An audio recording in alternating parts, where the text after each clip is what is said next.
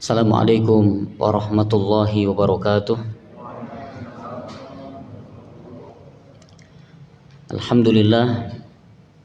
Alhamdulillahi rabbil alamin.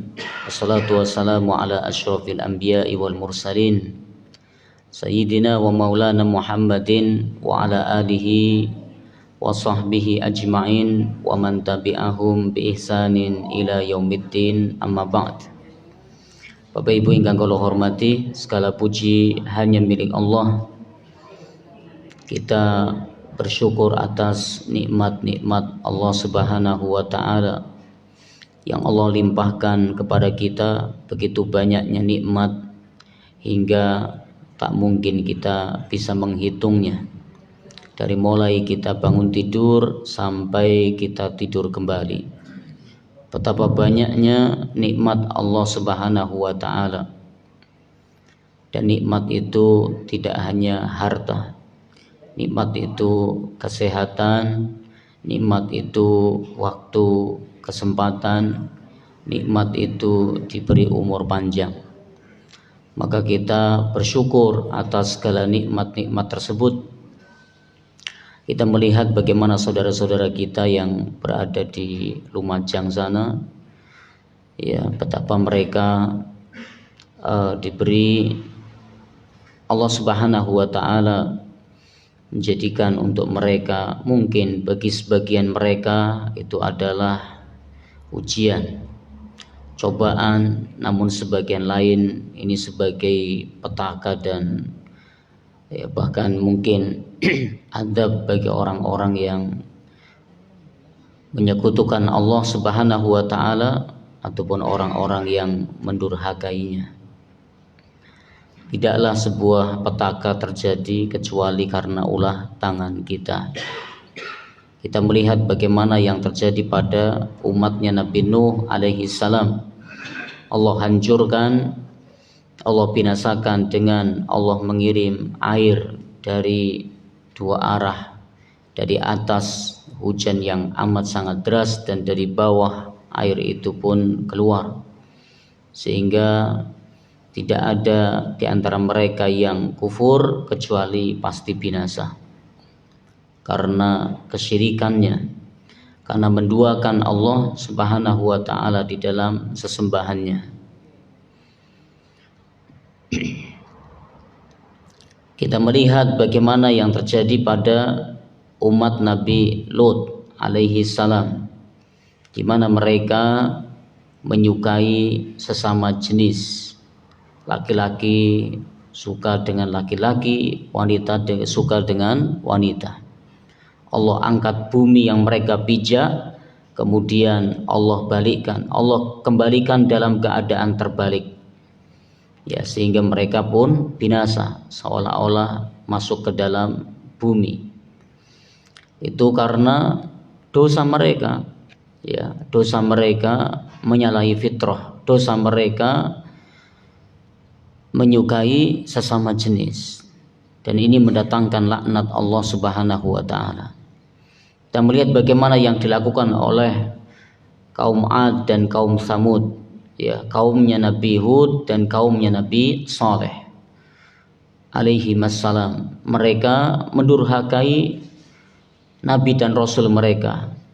Mereka enggan, ya, mengambil petunjuk Nabi dan Rasul mereka. Akhirnya apa? Allah hancurkan mereka. Allah kirim angin yang kencang hingga mematikan mereka, ya, seperti dicabutnya pohon dari akarnya. Maka mayat-mayat pun bergelimpangan. Allah kirimkan suara yang memekikkan telinga, suara yang memekikkan telinga yang membuat orang yang mendengarnya mati dan binasa. Ya. Cukuplah kisah umat-umat terdahulu menjadi pelajaran buat kita, menjadi pelajaran buat kita, bahwa tidaklah Allah kirim petaka kecuali karena ulah tangan kita sendiri. Ya, karena ulah tangan kita sendiri. Ya, kita berdoa semoga saudara-saudara kita yang meninggal ya karena erupsi Gunung Semeru kemarin. Semoga Allah Subhanahu wa taala ampuni dosa-dosanya, Allah terima segala amal solehnya, dan semoga Allah memberikan ketabahan, keikhlasan, kesabaran keluarga yang ditinggal, dan mereka yang masih diberi kesempatan umur panjang oleh Allah, semoga Allah berikan hidayah kepada mereka. Bapak Ibu yang kami muliakan, salawat dan salam kita haturkan dan semoga tetap tercurah kepada suri tauladan kita, beliau Nabi Muhammad sallallahu alaihi wasallam, kepada keluarga beliau, para sahabat, dan siapapun di antara umatnya yang senantiasa mengikuti petunjuk dan sunnah-sunnahnya sampai hari kiamat kelak. Bapak Ibu yang kami muliakan, alhamdulillah pada kesempatan pagi ini kita bisa melanjutkan kajian kita pada tafsir masih di surat Abasa.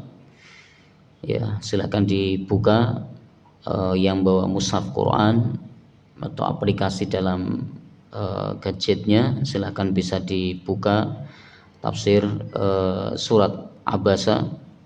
Kita baca dari ayat yang pertama sampai ayat yang ke-16. Seperti biasa kami baca terlebih dahulu dan Bapak Ibu sekalian dapat mengikutinya setelah kami. A'udzu billahi minasy syaithanir rajim.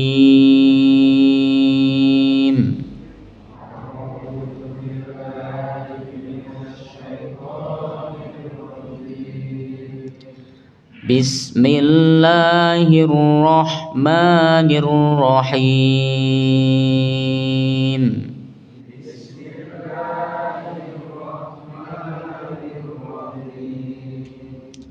Abasa wa tawalla.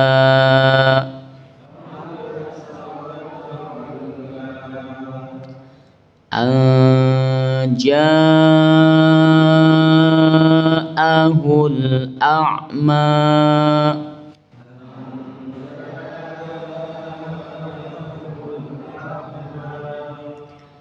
Wa ma yudrika la'allahu yazzakka.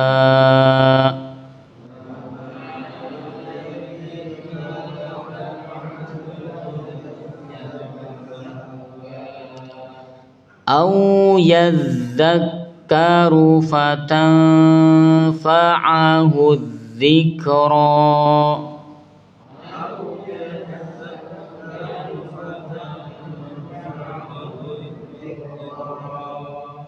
Amma man istaghna.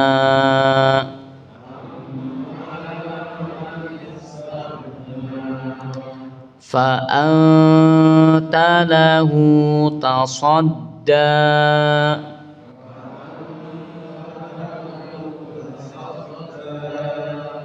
Wa ma 'alaika alla yazzakka.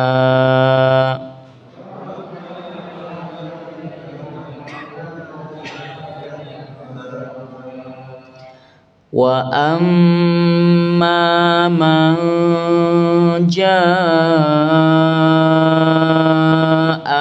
yas'a.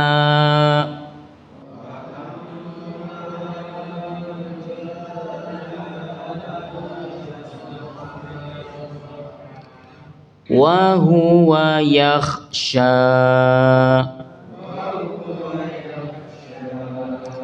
Fa anta anhu talahha.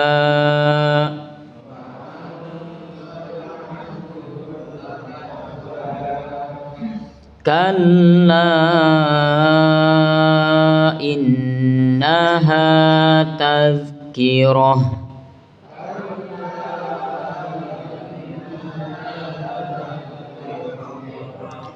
Faman syaa'a dzakarah.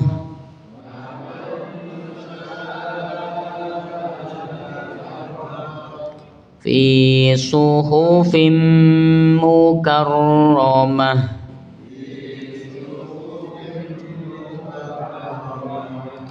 marfu'atin mutahharah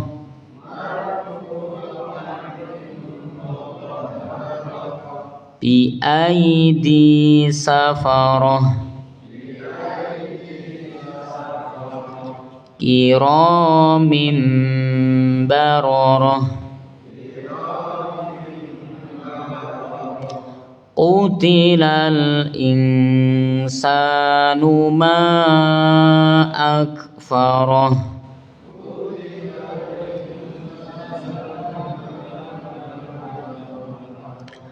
Baik Bapak Ibu yang kami muliakan, kita terjemahkan pada ayat yang ke-11 sampai ayat yang ke-16. Kalla, sekali-kali jangan begitu.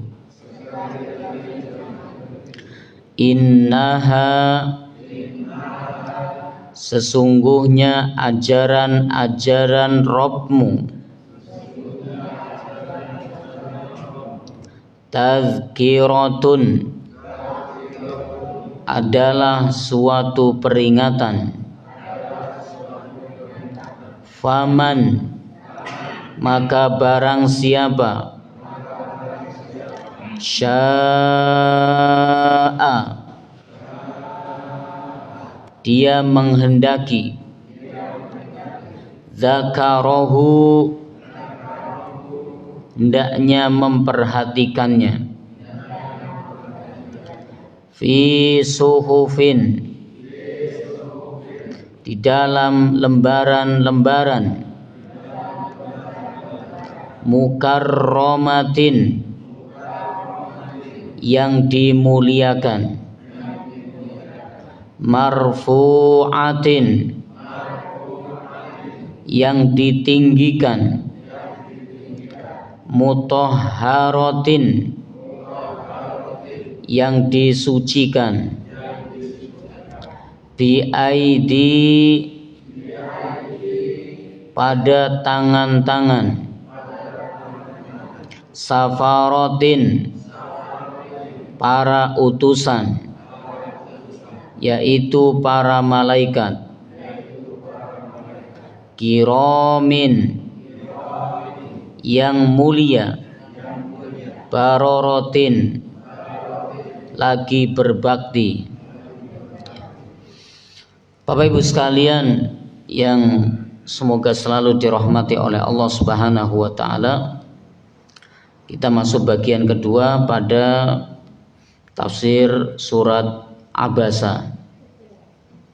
Pada pertemuan yang lalu telah kita pelajari ya bagaimana Allah Subhanahu wa taala menurunkan surat ini. Surat Abasa, yang berarti Abasa adalah bermuka masam. Surat ini Allah Subhanahu wa taala turunkan, ini berkenaan dengan Nabi Shallallahu alaihi wasallam pada saat sedang mendakwai tokoh-tokoh Quraisy. Dalam hadisnya disebutkan oleh Aisyah Ummul Mukminin radhiyallahu anha, di mana diturunkannya surat Abasa ini berkenaan dengan seorang sahabat yang bernama Ibnu Ummi Maktum, seorang yang buta, yang tiba-tiba mendatangi Rasulullah Sallallahu Alaihi Wasallam. Pada saat itu Rasulullah Sallallahu Alaihi Wasallam sedang mendakwai orang-orang musyrik, ya tokoh-tokohnya musyrik Mekah. Di antara mereka adalah Utbah bin Rabi'ah, Abu Jahal bin Hisham, Umayyah bin Khalaf, dan Ubay bin Khalaf. Saat di tengah perbincangannya, di tengah Nabi sedang mendakwai mereka, tiba-tiba datanglah seorang sahabat yang buta, ya Abdullah bin Ummi Maktum.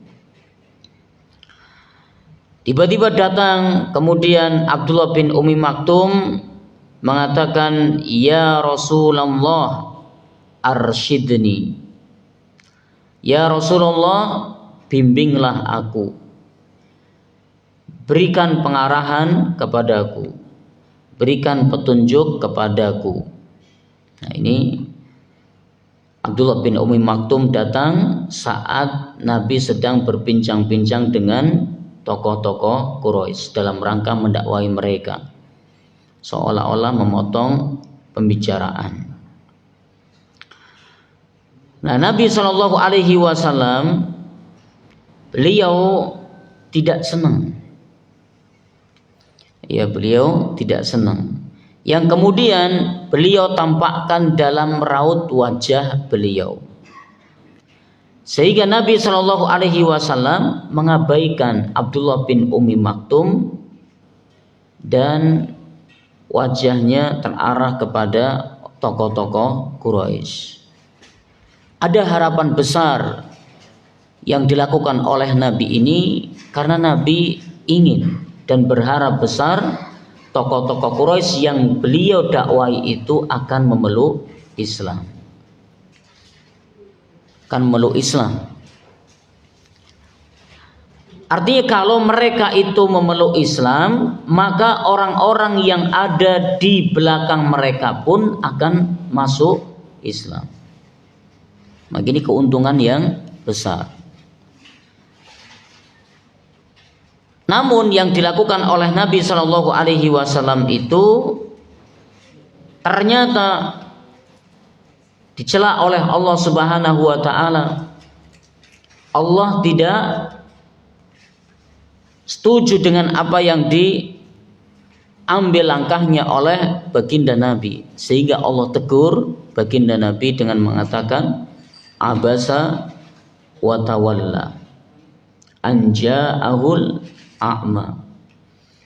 Telah bermuka masam, ya, abasa, dia bermuka masam, wa tawalla, dan berpaling. Allah negur baginda Nabi Sallallahu Alaihi Wasallam, seolah-olah Allah mengatakan siogianya ya mendahulukan Abdullah bin Ummi Maktum, ya, Abdullah bin Ummi Maktum daripada tokoh-tokoh Quraisy tersebut. Karena Abdullah bin Ummi Maktum ini datang dalam rangka meminta petunjuk, meminta bimbingan, minta arahan. Sedangkan tokoh-tokoh Quraisy ini mereka tetap berada di atas kekufuran mereka. Maka di sini ya mendahulukan seorang karena ilmunya yang hendak dia cari, yang hendak dia inginkan, dia minta bimbingan, dia minta arahan daripada orang yang ada di depannya, sedangkan orang itu tetap kufur, tetap mengingkari Allah dan Rasulnya, tidak mau mengambil petunjuk Allah dan Rasulnya. Maka kisah ini Bapak Ibu yang kami muliakan menunjukkan maksumnya baginda Nabi Shallallahu Alaihi Wasallam. Jadi Rasulullah SAW itu seorang yang maksum, seorang yang terjaga. Jadi maksumnya baginda Nabi bukan berarti Nabi tidak pernah punya salah. Nabi SAW itu seorang manusia biasa, bukan sosok malaikat. Hingga beliau punya salah, tapi Allah Subhanahu wa Ta'ala jaga beliau dengan cara apa? Ketika beliau punya salah, Allah tegur. Dan cara peneguran Allah Subhanahu wa Ta'ala kepada baginda Nabi adalah cara peneguran yang lembut. Dan ini Allah mengajarkan kepada kita bagaimana ketika ada saudara kita yang keliru, maka bagaimana cara kita menegurnya, memberikan nasihat, memberikan wasiat, ya. Di mana Allah Subhanahu wa Ta'ala tidak menegur dalam kalimat engkau keliru wahai Muhammad, namun Allah menegur baginda Nabi SAW dalam bentuk apa? Kata ganti orang ketiga. Abasa, dia telah bermuka masam. Ya, dia telah bermuka masam. Allah menyebutkan ya kata ganti orang ketiga. Tidak sebagaimana kita, kalau ada saudara kita yang keliru, ya datangi, langsung kita ngomong, jenengan keliru, sampean keliru mas, salah. Tapi Nabi SAW ditegur oleh Allah Subhanahu wa Ta'ala, dan ini menunjukkan keistimewaan baginda Nabi. Allah tidak menegur secara langsung, dalam arti Allah menegur engkau keliru wahai Muhammad, namun Allah Subhanahu wa Ta'ala menggunakan kata ganti orang ketiga. Abasa wa tawalla, bermuka masam dan berpaling. Ya. Baik Bapak Ibu sekalian yang kami muliakan, ini materi kita pada pertemuan yang lalu. Kita masuk pada ayat yang ke-11. Allah Subhanahu wa Ta'ala menyebutkan kalla innaha tazkirah. Kalla innaha tazkirah. Sekali-kali jangan begitu. Sesungguhnya ajaran-ajaran Rabb, yaitu ajaran-ajaran Allah Subhanahu wa Ta'ala itu tazkiratun, adalah suatu peringatan. Kata kalla ini ada dua penafsiran. Penafsiran yang pertama, kalla itu artinya sekali-kali jangan begitu. Yang kedua, kalla itu artinya adalah haqqan, benar-benar atau sungguh benar. Maka dalam ayat ini para ulama ada yang menafsirkan dengan cara penafsiran yang pertama atau makna yang pertama, sekali-kali jangan begitu. Maka artinya apa? Ayat ini ditujukan secara khusus untuk baginda Nabi Shallallahu Alaihi Wasallam. Sekali-kali jangan begitu. Ya, sekali-kali jangan begitu. Sungguh itu adalah suatu peringatan. Jadi ini peringatan khusus untuk baginda Nabi Shallallahu Alaihi Wasallam. Seolah-olah Allah mengatakan kepada baginda Nabi, sekali-kali jangan begitu wahai Muhammad. Itu maknanya.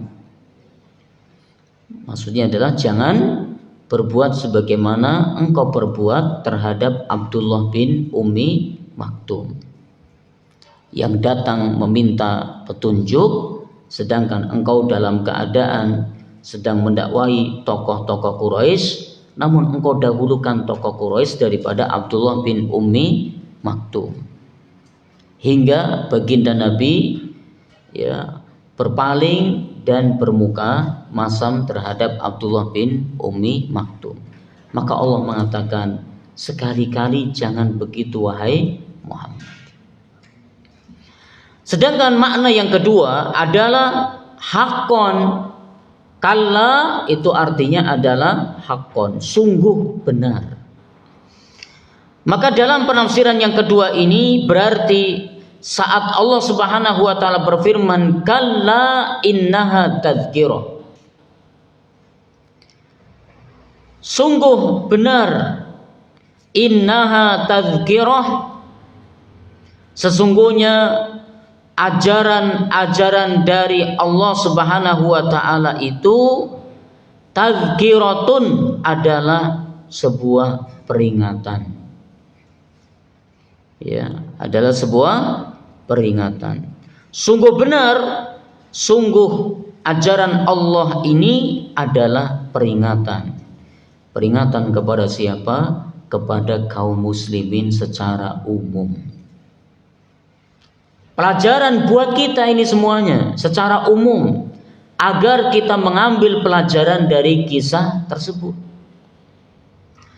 Di mana pendapat ini diambil oleh Al-Imam Ibnu Katsir rahimahullahu taala, beliau mengatakan kalla innaha tazkirah, sungguh benar, Sesungguhnya ajaran Allah Subhanahu wa taala itu tadzkiratun, sebagai peringatan buat kaum muslimin.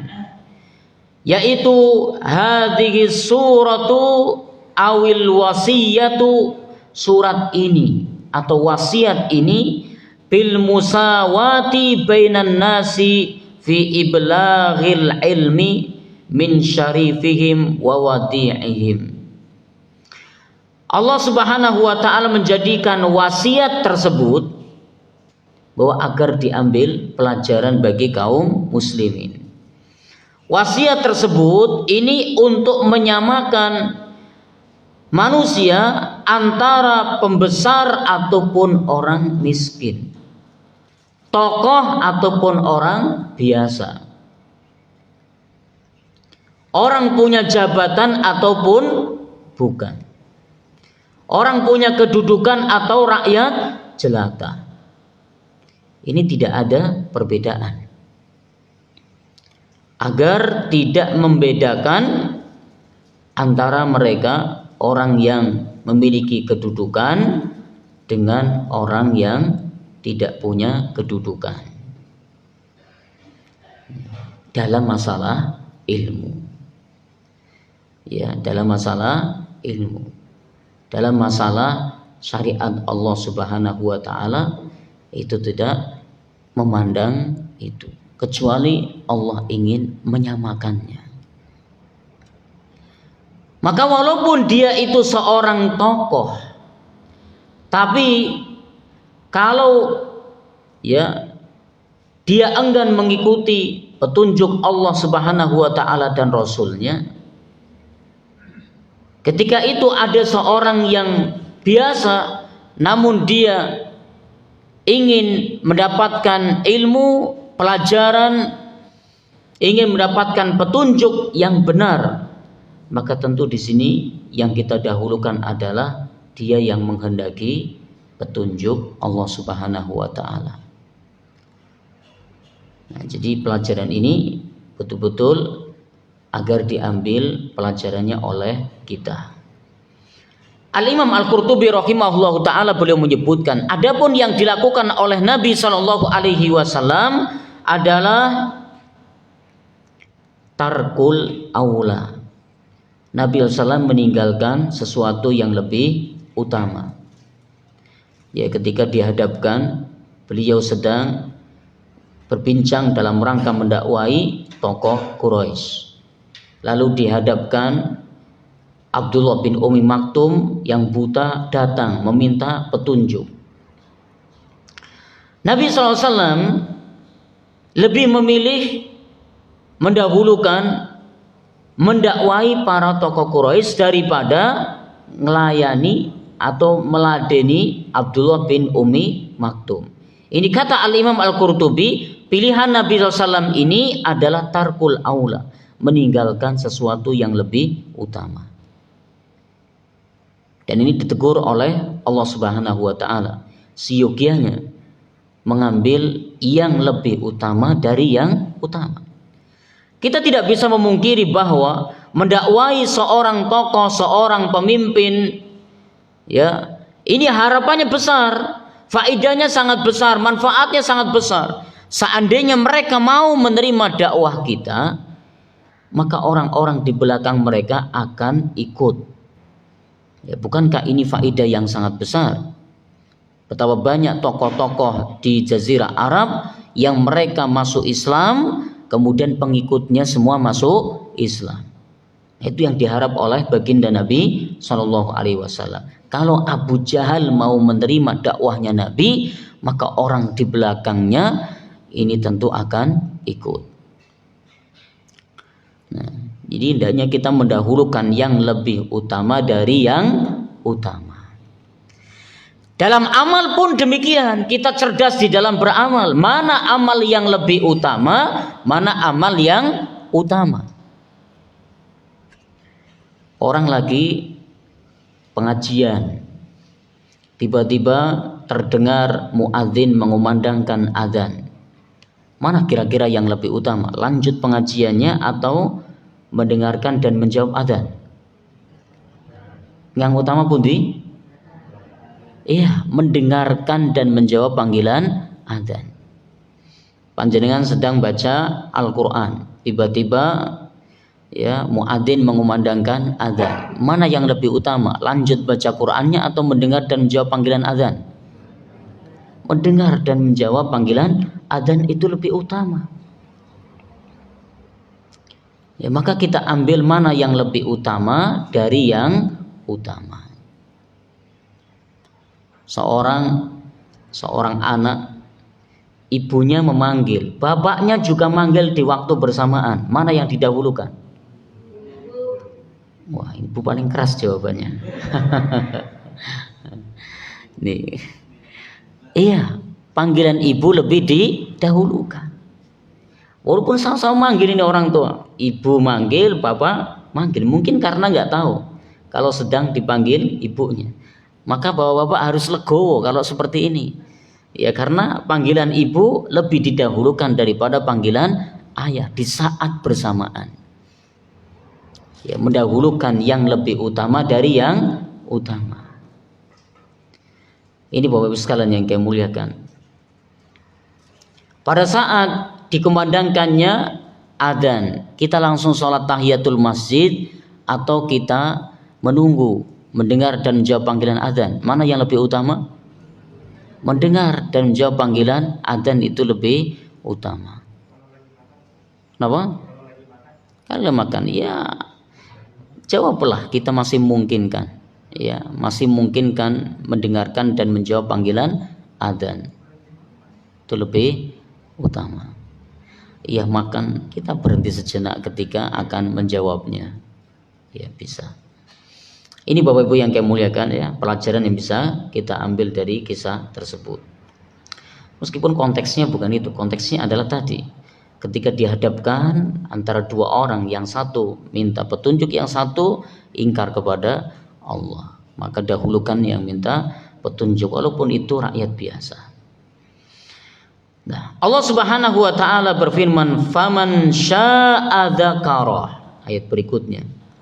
Maka barang siapa yang menghendaki dzakarahu, tentu dia akan memperhatikannya. Barang siapa di antara hamba-hamba Allah Subhanahu wa taala yang mau maka dia akan mengambil pelajaran dari kisah tersebut. Dari mana? Dari Al-Qur'an. Karena Allah menyebutkan ini di dalam Al-Qur'an, abasa wa tawalla an ja'ahul a'ma. Namun bagi yang tidak mau, silahkan. Jadi itulah Allah Subhanahu wa taala memberikan pilihan. Siapa yang mau mengambil pelajaran, silakan. Siapa yang enggak mau juga silakan.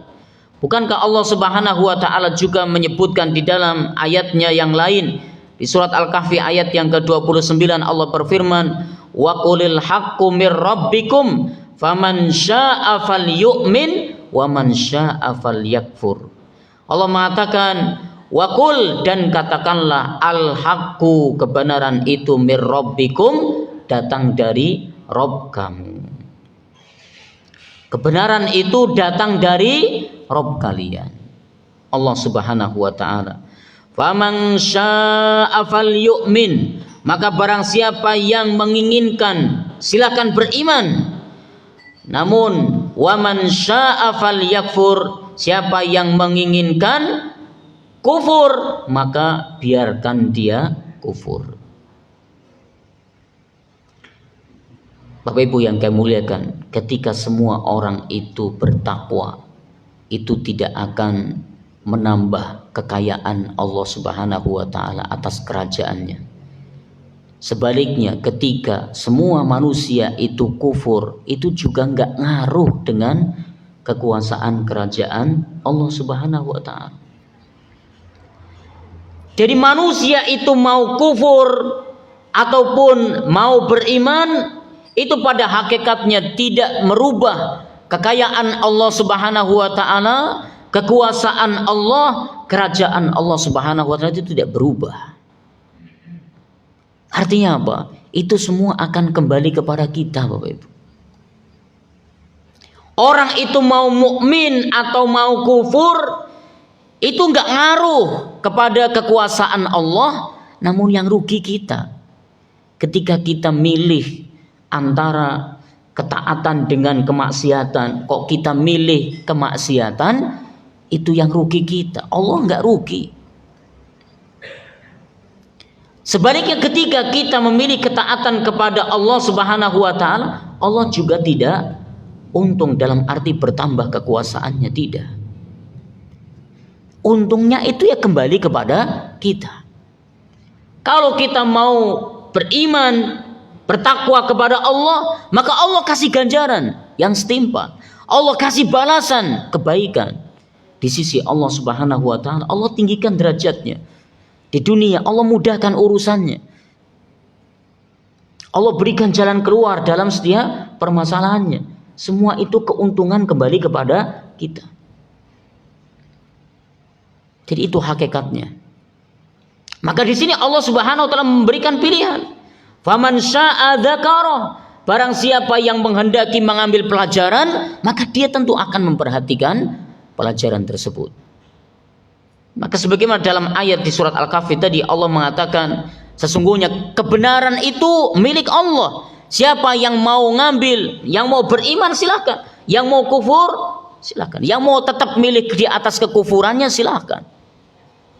Itu semua tidak akan mengurangi kekayaan dan kekuasaan Allah Subhanahu wa taala.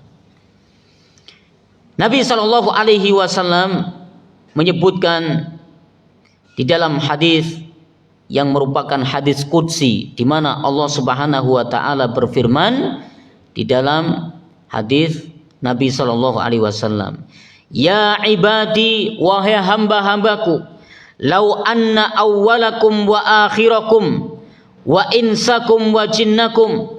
Sekiranya ya manusia atau makhluk yang pertama kali sampai yang terakhir kali, dari golongan jin dan golongan manusia, kanu ala atqa qalbi rajulin wahidin minkum, mereka semua bertakwa sebagaimana takwa yang ada pada salah seorang dari kalian. Jadi ketakwaannya sebagaimana ketakwaan yang dimiliki oleh seorang dari mereka. Ma zada dzalika fil mulki syai'an, itu tidak akan menambahkan kekuasaanku di dalam kerajaanku. Lau anna awwalakum wa akhirakum wa insakum wa jinnakum. Sebaliknya Allah Subhanahu wa taala mengatakan, wahai hamba-hambaku, seandainya orang yang pertama dan yang terakhir dari kalian, sampai yang terakhir dari kalian, manusia ataukah jin, kanu ala afjari qalbi rajulin wahidin minkum, itu seperti hati salah seorang dari kalian yang fajir, yang fasik, yang berbuat maksiat kepada Allah Subhanahu wa taala. Ma naqasa dzalika min mulki syai'an, tidak akan mengurangi sedikit pun kekuasaan Allah di dalam kerajaan Allah Subhanahu wa taala. Artinya kondisi apapun manusia, mau takwa mau kufur, itu pada hakikatnya tidak ngaruh dengan kekuasaan Allah, melainkan takwa dan kekufurannya itu akan kembali kepada masing-masing. Yang mau takwa, Allah sediakan balasan, pahala, ridho dan surga Allah Subhanahu wa taala. Yang tetap milih di atas kekufurannya, maka Allah sudah menyediakan untuk mereka tempat seburuk-buruk tempat, yaitu neraka Allah Subhanahu wa taala jika kekufurannya itu dibawa sampai mati. Setelah itu Allah Subhanahu wa taala menyebutkan bagaimana keagungan Al-Qur'an. Bagaimana keagungan Al-Qur'an. Setelah Allah menyebutkan, merintahkan kita agar mengambil pelajaran dari yang Allah sebutkan di dalam Al-Qur'an. Abasa wa tawalla an ja'ahul a'ma. Ya. Allah menyebutkan kalla innaha tadhkirah faman syaa'a dzakarah. Maka siapa yang ingin milih mengambil pelajaran darinya, maka dia akan memperhatikannya. Lalu Allah Subhanahu wa taala menyebutkan bagaimana keagungan Al-Qur'an fi suhufin mukarramah. Al-Qur'an itu di dalam lembaran-lembaran mukarramatin, kitab yang dimuliakan di sisi Allah Subhanahu wa taala. Ada yang berpendapat bahwa yang dimaksud dengan fi suhufin di dalam lembaran-lembaran di sini maksudnya adalah di Lauhul Mahfuz, di atas langit yang ke-7. Ini. Ada juga yang berpendapat fi suhufin di dalam lembaran-lembaran di sini adalah lembaran-lembaran kitab-kitab suci yang diturunkan kepada para nabi dan rasul terdahulu. Sebagaimana Allah Subhanahu wa taala menyebutkan di dalam ayatnya di surat Al-A'la ayat yang ke-18 hingga 19, Allah berfirman, "Inna hadza lafis suhufil ula." Inna hadza lafis suhufil ula suhufi Ibrahim wa Musa. Sesungguhnya Al-Qur'an itu sesungguhnya ini benar-benar terdapat di dalam kitab-kitab terdahulu. Dalam kitab-kitab terdahulu, suhufi Ibrahim wa Musa, yaitu kitab-kitabnya Nabi Ibrahim dan Nabi Musa alaihi wassalam. Ini. Jadi Al-Quran itu sebagai penyempurna dari kitab-kitab terdahulu. Allah turunkan kitab-kitab terdahulu kepada para nabi dan rasulnya yang berisi syariat-syariat yang berlaku di zaman itu. Para nabi dan rasul itu diutus oleh Allah Subhanahu wa taala mengemban amanah yang mulia dari Allah Subhanahu wa taala. Kata Nabi sallallahu alaihi wasallam ketika menggambarkan bagaimana syariat yang diturunkan kepada para nabi dan rasul terdahulu dengan syariat yang diturunkan kepada Nabi sallallahu alaihi wasallam, beliau menggambarkan seperti satu bapak beda ibu, satu bapak lain ibu. Maksudnya bagaimana satu bapak lain ibu? Allah menurunkan ajaran kepada setiap para nabi dan rasul itu akidahnya sama, tapi syariatnya berbeda-beda. Akidahnya sama, syariatnya berbeda-beda. Itulah satu bapak beda ibu. Syariatnya berbeda-beda. Maka di zaman Nabi Musa alaihissalam ada perintah sholat. Perintah sholat. Namun mungkin cara ataupun ketentuannya berbeda dengan kita. Zaman Nabi Musa, Nabi Isa alaihi wassalam mungkin kan ada syariat tentang puasa, tapi ketentuan puasanya itu berbeda, lama waktunya berbeda, puasanya dari jam berapa sampai jam berapa berbeda. Nah ini jadi syariatnya itu yang berbeda-beda, tapi akidahnya sama. La ilaha illallah, tidak ada sesembahan yang berhak disembah kecuali Allah Subhanahu wa taala. Itu akidahnya sama. Mau akidah yang diberlakukan oleh Allah kepada Nabi Nuh alaihi salam sampai Nabi Musa, Nabi Isa alaihi salam, itu sama akidahnya. Mentauhidkan Allah, menjadikan Allah sebagai satu-satunya sesembahan yang berhak disembah. Karena Allah Subhanahu wa taala satu-satunya yang mencipta, satu-satunya yang pemilik, satu-satunya pemelihara dan pengatur alam semesta.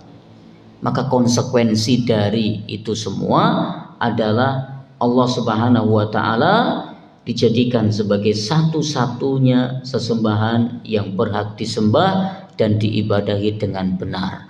Maka ini berlaku untuk semua para nabi dan rasul. Allah Subhanahu wa taala menurunkan Al-Qur'an itu sebagian isinya sudah ada di kitab-kitab para nabi dan rasul sebelumnya. Namun Al-Quran Allah jadikan khusus sebagai apa? Sebagai penyempurna. Apa yang tidak ada pada Nabi dan Rasul sebelumnya, Allah sempurnakan di dalam Al-Quran. Nah ini, jadi Al-Quran itu sebagai penyempurna kitab-kitab sebelumnya. Marfu'atin mutahharatin. Allah Subhanahu wa taala mensifati Al-Quran apa? Marfu'atin, yang ditinggikan. Mutahharatin, yang disucikan. Sebagian ulama mengatakan bahwa Allah Subhanahu wa taala sedang berbicara tentang Al-Quran, di mana Allah meninggikan Al-Quran, meninggikan kedudukannya. Kedudukan yang tinggi di sisi Allah Subhanahu wa taala, dan Allah mensucikan Al-Quran, yaitu apa? Al-Quran itu bebas dari penyimpangan. Ketika orang itu membuka Al-Quran, mempelajari, mengkaji, mendalami isi daripada Al-Quran, isinya adalah petunjuk. Petunjuk yang di dalamnya itu la raiba fih. Tidak ada sesuatu yang diragukan. Maka sudah Allah sempurnakan itu Al-Quran. Allah jadikan Al-Quran itu sempurna, tidak ada kurangnya. Jadi Allah Subhanahu wa taala mensucikan Al-Quran ini maksudnya adalah jauh dari penyimpangan, gak ada penyimpangannya, gak ada kekurangannya dalam Al-Quran, tidak ada kekeliruan. Maka kalau sudah sempurna Al-Quran itu tidak butuh perubahan, gak ada. Mau dari zaman Nabi SAW sampai zaman nanti akhir dunia ini sampai hari kiamat, maka Al-Quran itu cocok di setiap zaman. Cocok di setiap zaman. Karena Al-Quran itu sudah Allah sesuaikan, Allah sempurnakan sudah. Jadi kita yang mengambil petunjuknya dari Al-Quran, siapapun, zaman kapanpun, dari Nabi SAW sampai akhir dunia ini, maka orang ini, ya, Allah sudah menyesuaikan. Orang-orang ini mengambil petunjuk dari Al-Quran. Maka tidak sebagaimana yang dikatakan oleh orang-orang liberal yang mengatakan Al-Quran sudah nggak sesuai dengan konteksnya dengan zaman ini. Na'udzubillah, Bapak Ibu yang kami muliakan, Allah sudah mensucikan di sini. Marfu'atin mutahharatin. Al-Quran itu ditinggikan oleh Allah, di sisi Allah, ditinggikan di sisi Allah, dan disucikan oleh Allah Subhanahu wa ta'ala. Artinya tidak ada yang meragukan di dalam Al-Quran. Sebagian ulama mengatakan ayat ini sebagai dalil bahwasanya, ini secara tidak langsung dalil bahwasanya hendaknya kita memperlakukan Al-Quran itu hendaknya diletakkan di tempat yang tinggi. Panjenengan kalau membawa mushaf Quran, maka ditempatkan di tempat yang tinggi. Nah, ini ketika Allah berfirman marfu'atin, ditinggikan. Ini secara tidak langsung, ya, yang tersirat dalam makna ini juga termasuk bagaimana kita mensikapi Al-Quran. Ya, hendaknya kita meletakkan mushaf Al-Quran itu di tempat yang tinggi. Walaupun konteks ayat ini, ya, ditinggikan di sini, Allah meletakkan Al-Quran itu di Lauhul Mahfuz, di atas langit yang ketujuh. Artinya di tempat yang tinggi. Namun secara yang tersirat, ya, ini bisa kita aplikasikan dalam kehidupan kita. Hendaknya kita meletakkan Al-Quran sebagai bentuk penghormatan dan pengagungan kita terhadap Al-Quran, kita letakkan di tempat yang tinggi. Lalu Allah Subhanahu wa taala menyebutkan bi aidi safarah, di tangan-tangan safarotin, para utusan. Siapa itu? Para malaikat. Kiramin baroroh, yang memiliki sifat kiramin, yang mulia, barorotin, yang berbakti. Kita tahu para malaikat itu makhluk Allah yang paling mulia. Yang paling mulia dari sisi ketaatannya, malaikat itu yang paling taat dan tidak pernah bermaksiat kepada Allah Subhanahu wa taala. Setiap perintah Allah dijalani oleh para malaikat. Maka Allah menyebutkan la ya'sunallaha ma amarahum wa yaf'aluna ma yu'marun. Mereka para malaikat itu tidak pernah membangkang perintah Allah dan selalu mengerjakan apa yang Allah perintahkan.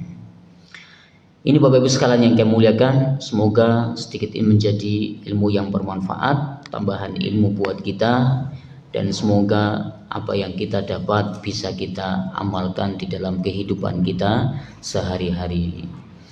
Demikian mari kita tutup dengan baca doa kafaratul majlis. Subhanakallahumma wa bihamdika asyhadu an la ilaha illa anta astaghfiruka wa atubu ilaik. Wassalamualaikum warahmatullahi wabarakatuh.